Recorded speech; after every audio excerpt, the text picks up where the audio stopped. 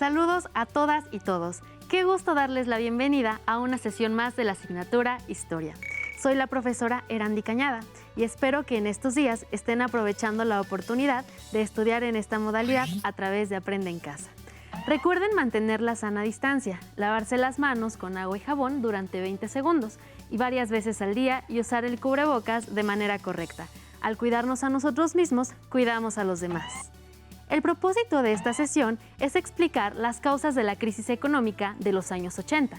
Antes de iniciar, les recuerdo que es importante que participen en las actividades planteadas a lo largo de la sesión. También les invito a tener cerca su libro de texto, cuaderno u hojas blancas, pegamento, lápiz o bolígrafo y colores para registrar las ideas principales, dudas y reflexiones que surjan durante la sesión, para que, posteriormente, puedan compartir sus avances con su familia. Si ya están listas y listos, comenzamos. Relacionado con el tema de hoy, en nuestra sección Leer para Conocer, les compartiré un fragmento del libro Otro siglo perdido, Las políticas de desarrollo de América Latina 1930-2005, del doctor Víctor L. Urquía. Dice así: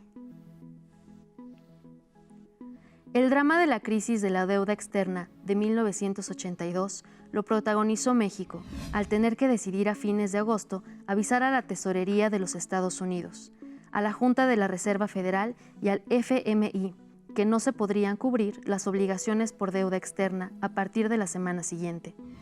Durante las semanas precedentes se había tomado algunas medidas para evitar la fuga de capitales, entre ellas abrir un mercado paralelo de cambios y limitar los retiros de las cuentas bancarias denominadas en dólares.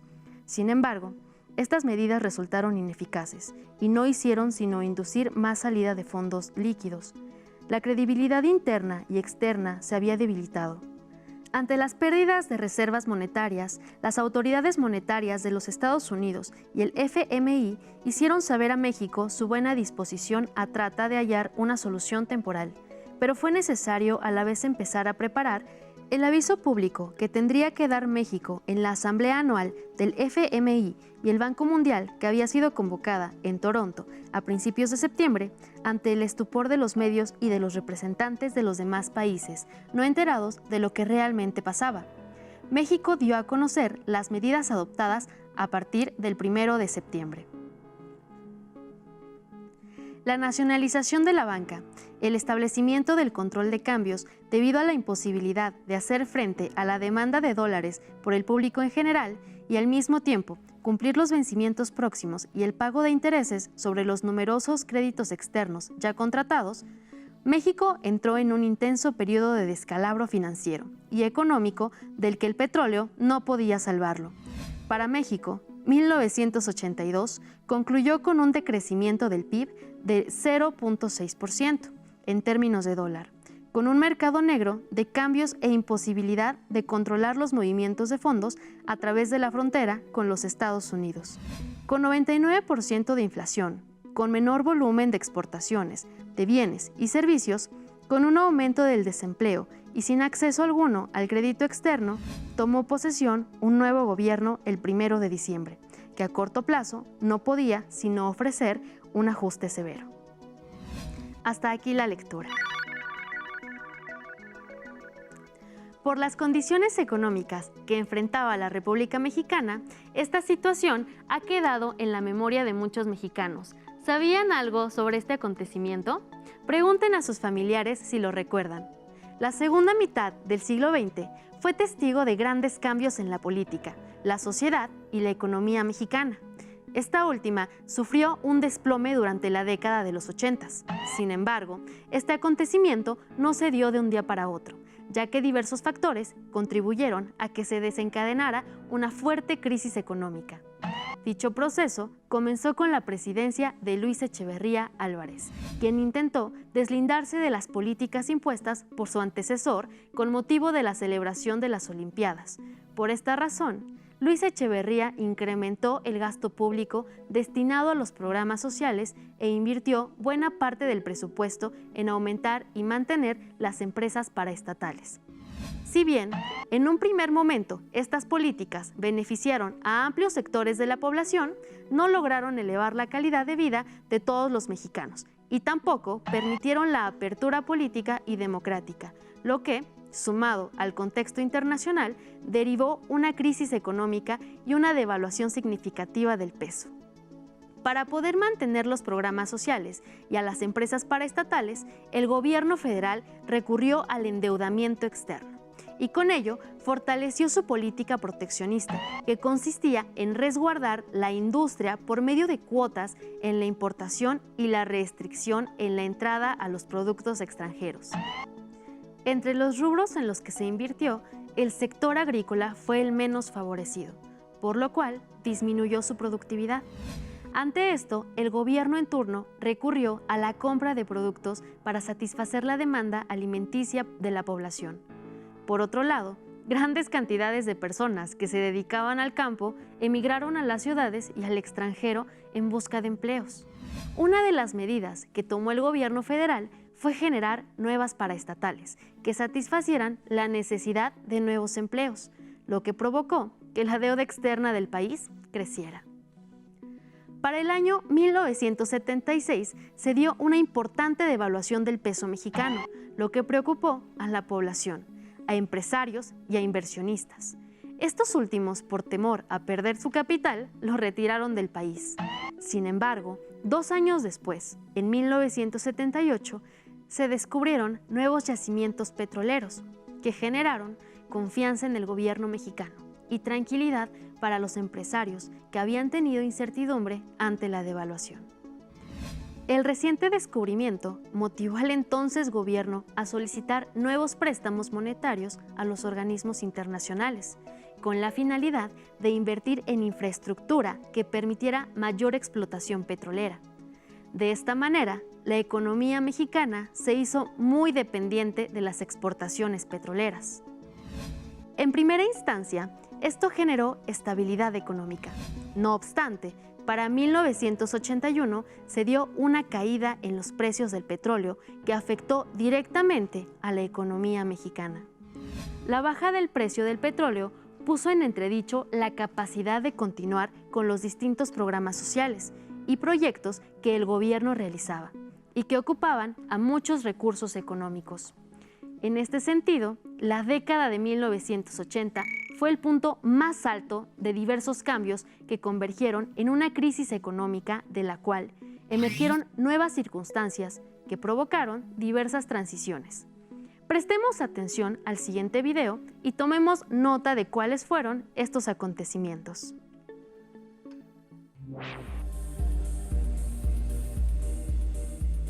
Hubo un despertar de la sociedad hacia la década de 1980.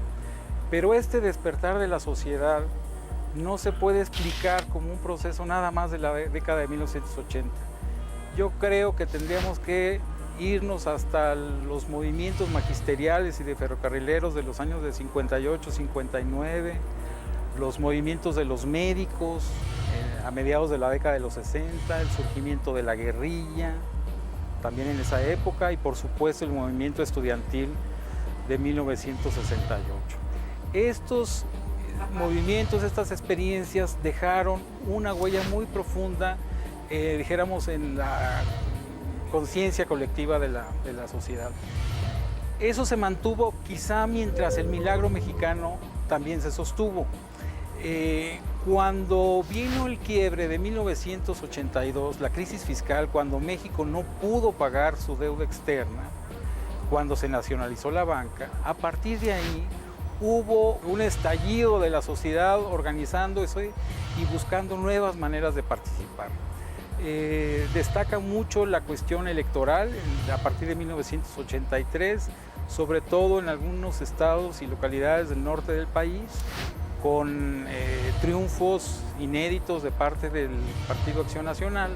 También hubo un sinnúmero de experiencias organizativas de grupos sociales, de mujeres, de indígenas, de homosexuales, también de los deudores, en fin, una muy amplia gama de de movimientos que modificaron completamente la organización política del país.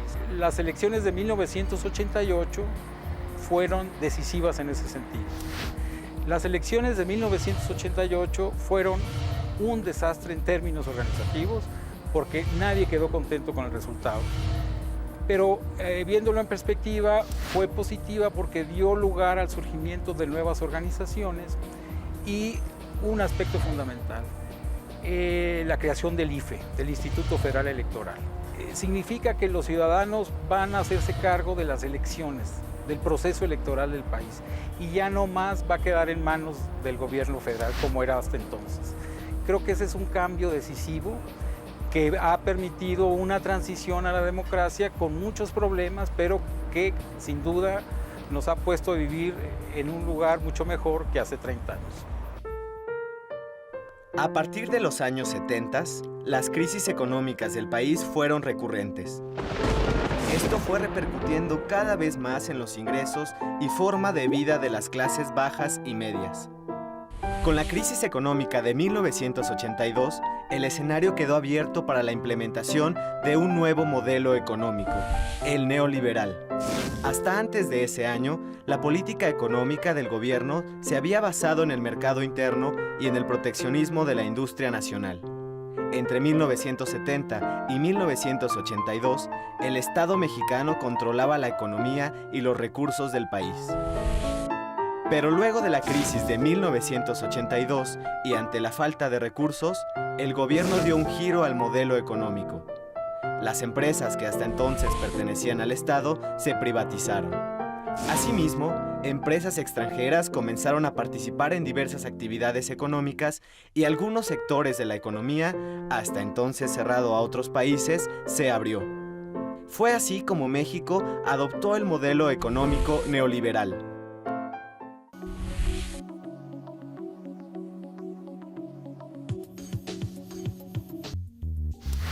Para entenderlo mejor habría que considerar que en 1973 llega a su fin lo que algunos historiadores han llamado la edad de oro del capitalismo, que empieza después de la Segunda Guerra y termina en 1973.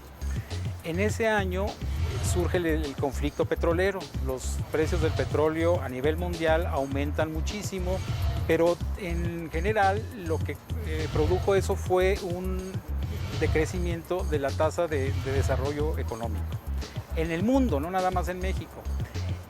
¿Cómo se enfrentó esa situación en México?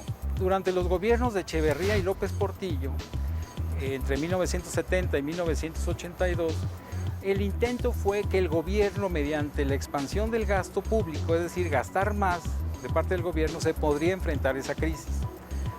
De ahí que se endeudara muchísimo el país. Si uno piensa que en 1966 la deuda externa de México no llegaba a los 2,000 millones de dólares, no puede uno más que sorprenderse de que en 1982 esa deuda ya estuviera cerca de los 59,000 millones de dólares. Fue la apuesta por el crecimiento económico. Nunca los mexicanos, mayor número de mexicanos vivió mejor que en esos años, ¿sí? En términos de salarios reales, en términos de empleo y en términos de posibilidades de educación. Pero el costo fue tremendo. El costo fue una deuda externa que ya para 1982 fue impagable. Ya no se pudo pagar. Como se destaca en el video, diversas experiencias contribuyeron a que la sociedad mexicana atestiguara los cambios ocurridos en las décadas más recientes, desde la transición política hasta la adopción de un modelo económico distinto al que se había puesto en práctica en los años anteriores. Para el año de 1982, la crisis se tornó inevitable. El entonces presidente, José López Portillo, terminaba su sexenio. No obstante, antes de concluir su mandato, se vio en la necesidad de devaluar la moneda, que pasó de costar 26.91 a 47 pesos por dólar, al tiempo que realizó aumentos al salario mínimo de 10, 20 y 30%. A finales de julio de ese año, las reservas internacionales del Banco de México se agotaron casi totalmente, por lo que el gobierno tuvo que establecer por primera vez en la historia un control de cambios que impedía a los mercados financieros internacionales el acceso a México, lo que provocó devaluaciones más agudas, recorte presupuestal y la suspensión del pago de la deuda externa. El 20 de agosto de ese mismo año, el secretario de Hacienda, Jesús Silva Herzog Flores, reconoció que el país no tenía recursos para continuar pagando la deuda externa, debido a que tan solo ese año se habían pagado alrededor de 14,000 millones de dólares solo de intereses. Ante el contexto económico mexicano, el presidente anunció de manera sorpresiva durante su último informe de gobierno la nacionalización de la banca privada en México, como una medida para enfrentar la crisis. En un ambiente de incertidumbre, tomó posesión como presidente de la República Miguel de la Madrid Hurtado, abogado egresado de la Facultad de Derecho con maestría en Administración Pública, hecha en Harvard, quien durante su primer año consiguió un crédito de 5,000 millones de dólares y renegoció parte de la deuda para poder alargar el plazo de pago, aunque no logró reducir los intereses, que ascendían a 14,684 millones de dólares en 1983. Pongamos atención al siguiente video presentado por el doctor Lorenzo Meyer. En 1982 se vino abajo todo un modelo de la economía mexicana que tenía sus orígenes por lo menos en la Segunda Guerra Mundial, si no es que quizá unos pocos años antes. Es un modelo en donde el mercado interno protegido, cerrado, servía de estímulo a la industrialización. Pero claro, tenía un problema, el déficit. México importaba más insumos de lo que lograba exportar. Y ahí llega a su límite en el 82, aunque ya había indicios antes de que este modelo no podía seguir. México durante este lapso sufrió la caída más brutal de los indicadores económicos y los despiadados efectos de sojuzgación que ha producido la llamada deuda eterna.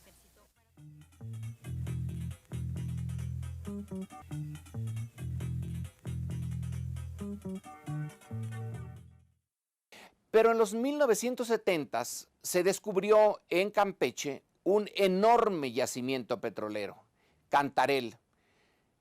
El nombre viene de un pescador que reportó a Pemex, un sitio en donde surgía constantemente de manera natural petróleo, y resultó ser un súper yacimiento. Entonces, cuando ya se venía la crisis de la economía protegida, se encontró que podía México disponer de petróleo en abundancia para exportar, no solamente para cubrir el mercado interno mexicano, como era el caso hasta entonces. Se exportaba muy poco petróleo. No, ahora vamos para afuera y tener recursos que le permitirían a la economía, esta economía cerrada, más o menos el espacio para rehacerse, un tiempo para reformarse, se decía, para reformarse, y entonces digamos que transitar a otra forma económica, pero sin mucho dolor, sin muchos sacrificios. El petróleo proveería los recursos adecuados. Y vaya, Pemex encontró en Cantarell una riqueza impresionante.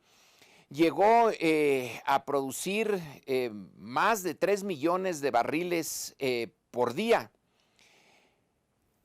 Pero esto coincidió con algo que no estaba pensado. El hecho de que por razones del mercado mundial se vino abajo el precio del petróleo. Había subido notablemente como resultado de los conflictos políticos en el Medio Oriente, pero llegó un momento en que ese mercado se saturó y se vino abajo. México se encontró entonces en una situación peor de la que estaba antes de descubrir a Cantarell. Y aquí viene una de las paradojas, que no es nada más México el único que la ha sufrido. Países altamente productores de petróleo, pero que no tienen bien estructurada su economía, puede ser una maldición el encontrar y explotar esta riqueza. Y eso le sucedió a México. Para poder explotar rápidamente Cantarell, el petróleo y el gas que se suponía estaba asociado ahí, se hicieron inversiones cuantiosísimas. Se tuvo que pedir prestado. Se pidió prestado al exterior, un mundo externo que entonces abundaba en petrodólares. Los que tenían los países árabes súper exportadores de petróleo tenían que ponerlos en alguna parte. México fue uno de esos sitios. Pero cuando el precio del petróleo cae, entonces México se queda con una enorme deuda. Una deuda que ya estaba grande antes de la explotación petrolera, pero ahora es una deuda enorme. La fuerza contundente de los hechos demostró que el petróleo por sí mismo no era una panacea.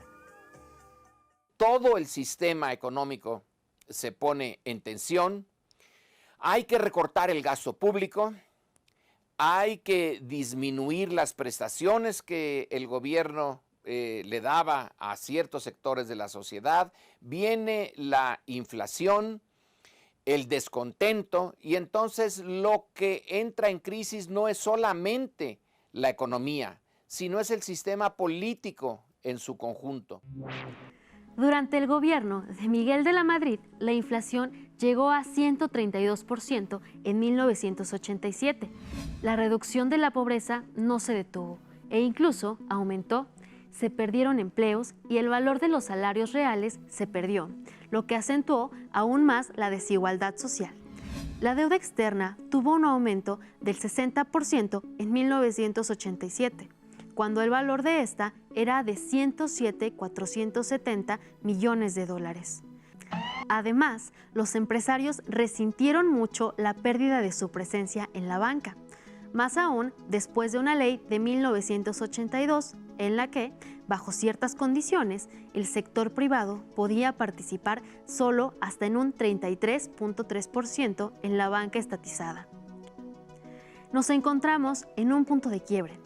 En su libro Hacia el Nuevo Estado, el investigador Luis Medina Peña señala lo siguiente: el diagnóstico de la crisis puso de manifiesto que debían atacarse las causas del desequilibrio macroeconómico, así como las distorsiones de los precios, producto del repentino incremento en las tasas internacionales de interés y del inesperado y drástico descenso en el precio del petróleo.